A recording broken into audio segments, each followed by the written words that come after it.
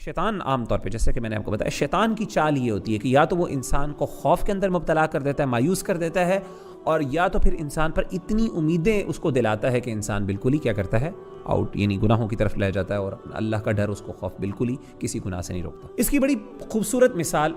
سورۃ یوسف میں ہے، بڑی زبردست مثال، آپ ذرا غور کریں اس مثال پر۔ سیدنا یوسف علیہ السلام کے جو بھائی تھے، جب انہوں نے حضرت یوسف علیہ السلام کو مارنے کا پلان بنایا، ان کے خلاف ایک سازش کی، تو آپس میں مشورہ کرتے ہوئے انہوں نے ایک دوسرے کو کہا اقتلوا یوسف او اطرحوه ارضا یخل لکم وجہ ابیکم، کہ ایسا کرو کہ یوسف علیہ السلام کو قتل کر دو، یا پھر ان کو ایک ایسی زمین پہ، ایسی دور علاقے میں پھینک دو، یخل لکم، جہاں سے وہ واپس نہ آ سکیں، یخل لکم وجہ ابیکم، تمہارے والد صاحب کی جو ساری اٹینشن ہے وہ تمہیں مل جائے گی، وتکونوا من بعدہ قوما صالحین۔ جو غور طلب بات یہ ہے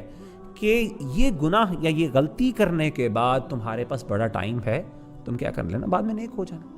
یہ گناہ کر لو، کیونکہ ظاہر ہے مسلمان تو تھے، ایک نبی کی اولاد تھے، مسلمان بھی تھے، نیک بھی ہوں گے ظاہر ہے، لیکن حسد اور جیلسی یا انوی اتنی بڑھ گئی ان کے دل میں، ان سے برداشت نہیں ہوا، they decided to actually take the step۔ اب ظاہر ہے گلٹ تو ہے، تو اس گلٹ کو دور کرنے کے لیے شیطان نے ان کے دل میں یہ وسوسہ ڈالا کہ تم ایسا کرنا، اس کے بعد کیا کرنا، نیک بن جانا، کوئی بات نہیں، برائی کا کام کر لو، بعد میں اللہ سے توبہ کر لینا، استغفار کر لینا، نیک بن جانا، پھر دوبارہ کبھی یہ گناہ نہ کرنا۔ شیطان ہمیشہ یہ کرتا، تو شیطان ہمیشہ کیا کرتا ہے، گناہ سے پہلے انسان کو بہت امیدیں دلاتا ہے اللہ کے بارے میں، اللہ بڑی مہلت دینے والے ہیں، معاف کرنے والے، اللہ آپ کو معاف کر دیں گے۔ لیکن جب انسان گناہ کر لیتا ہے تو کیا تب بھی انسان کی یہ امید باقی رہتی ہے؟ تب انسان کی امید باقی نہیں رہتی، بلکہ انسان کو پھر مایوسی کی طرف لے آتا ہے، پھر کہتا ہے کہ یار تم نے تو اتنا بڑا گناہ کر لیا، اللہ تمہیں معاف نہیں کرنے والے، یہ تو اتنا بڑا گناہ ہے، یہ تو تمہاری زندگی تباہ ہو گئی، ختم ہو گئی، اب تم دوبارہ کر لو، کوئی فرق نہیں پڑتا، کرو یا نہ کرو ایک ہی بات ہے، تو انسان پھر دوبارہ اس گناہ میں پڑ جاتا ہے۔ حالانکہ ہونا اپوزٹ چاہیے، ہونا کیا چاہیے، ایک انسان کو چاہیے کہ وہ گناہ کرنے سے پہلے اس کے دل میں خوف بہت زیادہ ہو، اس کا رجحان خوف کی طرف ہو، انکلینیشن خوف کی طرف زیادہ ہو۔ کیسے زیادہ ہو؟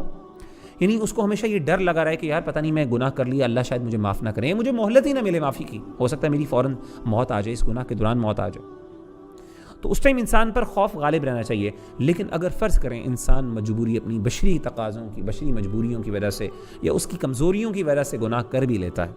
ایز اے ہیومن بینگ، تو پھر انسان کو اللہ سے مایوس نہیں ہونا چاہیے، بلکہ پھر انسان پر امید غالب رہنی چاہیے، اور اس کو چاہیے کہ وہ اللہ سے سچی توبہ کرے۔ بعض سچویشنز ایسی ہوتی ہیں جس کے اندر آپ کو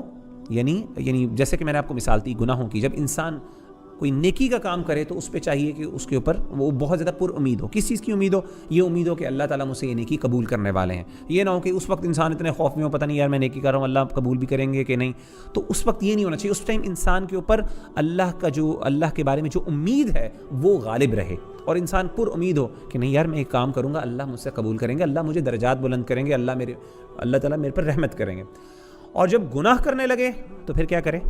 پھر انسان پر خوف غالب ہونا چاہیے کہ پتہ نہیں شاید مجھے توبہ کا موقع ملے، یا توفیق ملے یا نہ ملے۔